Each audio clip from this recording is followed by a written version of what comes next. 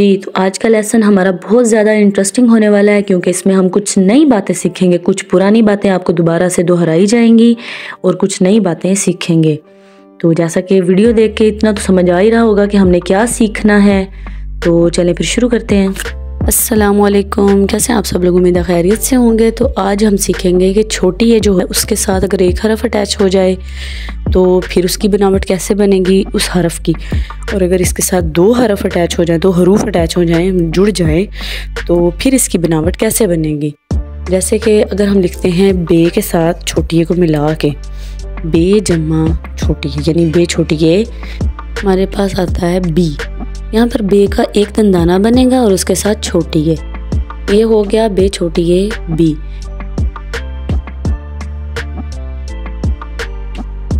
यहाँ पर अब हम बनाएंगे इन सब हरूफ की आधी शक्ल, यानी बे के ख़ानदान की आधी शक्ल।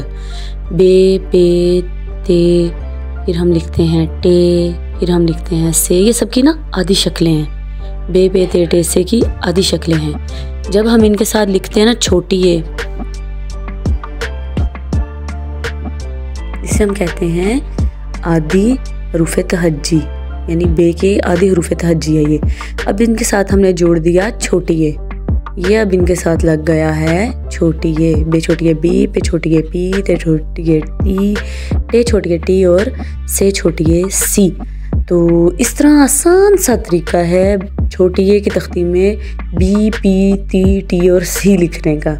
तो उम्मीद करती हूँ इतना तो आप सबको समझ आया ही होगा ना। इसी तरह जब हम लिखते हैं ना बे और फिर ते लिख लेते हैं, ते और फिर हम लिखते हैं छोटी ए, यानी अब छोटी ए के साथ एक हरफ अटैच नहीं होगा, अब छोटी ए के साथ दो हरफ अटैच होंगे। तो यहाँ पर अब एक दंदाना नहीं बनेगा, ये गलत है। बे ते छोटी ए ती बत्ती, इस तरह नहीं लिखा जाएगा। अब हम इसे लिखने के लिए ना दंदानों का इस्तेमाल करना पड़ेगा। अगर किसी को याद है, हमने दंदाना लफ्ज़ पढ़ा था, एक लेक्चर था हमारा। हाँ, दंदाना बनाने के लिए हम इस्तेमाल करते हैं स्माइली। ये भी आपको अगर किसी को याद हो, मैंने बताया था, ये वाली स्माइली, जो स्माइली फेस होता है ना, वो वाली स्माइली। तो जब अब छोटी ए के साथ दो हरूफ अटैच हो जाएंगे तो हम इस्तेमाल करेंगे स्माइली। बे, यहाँ पर ते, इसी तरह यहाँ पर हम करेंगे बे, यहाँ पर नून, ये नून है। अब फिर यहाँ पर नून, यहाँ पर बे। तो अब जब इन सब के साथ हम छोटी ए को मिलाएंगे तो देखिए अब ये बन गया बे ते छोटी ए ती बत्ती, बे नून छोटी ए नी बन्नी, और इसी तरह नून बे छोटी ए बी नबी।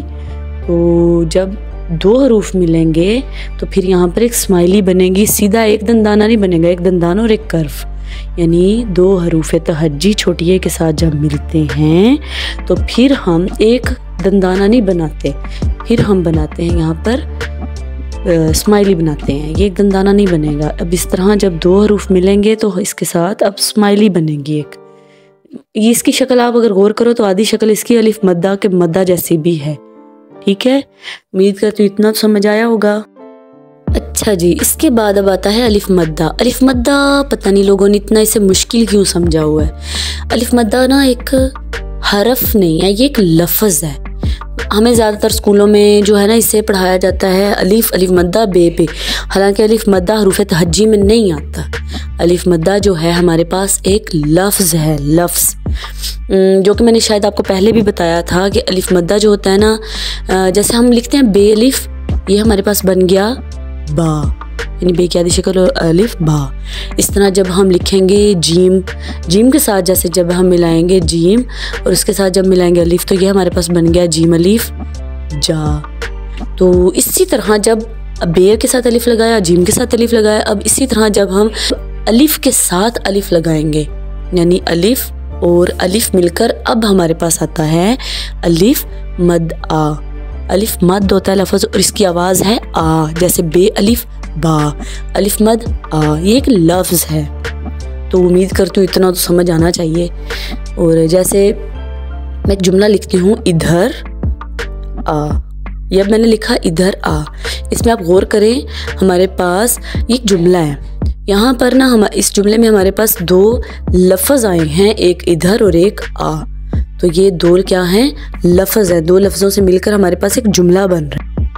चलो आपको ना आसान लफ्ज़ों में सिखाते हैं कि अलिफ मद्दा में दो हरूफ हैं, जैसे अभी मैं लफ्ज़ लिखती हूँ आलू, ठीक है, अलिफ मद आ लाम वालू। इस तरह अलिफ मद आ गाफ, ये बन गया आग। इस तरह अलिफ मद आ और जीम आज। अब आप गौर करो, अलिफ मद में कितने हैं? 2 हरूफ, एक लाम आ गया और एक वाव।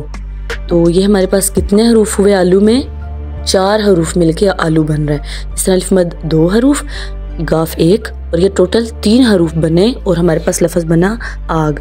इस तरह अलिफ मद 2 जीम 1 और ये 3 हरूफ मिलके आज बना। और इस तरीके से आप बच्चों को ये भी सिखा सकते हैं कि 2-3 हरफी लफ्ज़ किस तरह लिखते हैं। अभी जैसे अलिफ मद जो है, ये एक याद रखने वाली बात है कि अलिफ मद एक लफ्ज़ है।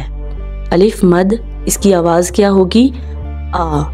ये एक लफ्ज़ है। जैसे हमने सीखा था कि जब छोटी ए के साथ एक हरफ मिले तो एक दंदाना, बे छोटी ए बी। लेकिन जब इसी तरह छोटी ए के साथ 2 हरूफ मिल जाएं, यानी बे और ते, तो फिर हमारे पास एक स्माइली बनेगी और यह बन गया बे ते छोटी ए थी बत्ती। यानी एक हरफ तो एक दंदाना, 2 हरफ तो ये स्माइली, वो मदा जैसे भी शक्ल बनेंगी। उसके बाद जैसे मैंने लफ्ज़ लिखा कोई, इसमें आप देखें हमज़ा छोटी ए के साथ सिर्फ एक हमज़ा लग रही है, तो यहाँ पर आप देखो एक दंदाना बना है कोई। इसी तरह जब हम लिखते हैं ना कि नून नून और फिर हमज़ा और फिर छोटी ए, ये होता है नून हमज़ा छोटी ए नहीं। तो अब आप लोगों को ये तो पता चल ही जाएगा कि मैं यहाँ पर क्या लिखने वाली हूँ। एक स्माइली बनाऊंगी, फिर हमज़ा और छोटी ए, यानी अब नई जो लफ्ज़ है वो स्माइली से लिखा जाएगा नून। उसके बाद मैं थोड़ा सा इसे कलरफुल करूँगी ताकि जो बच्चे हैं उन्हें समझ आए।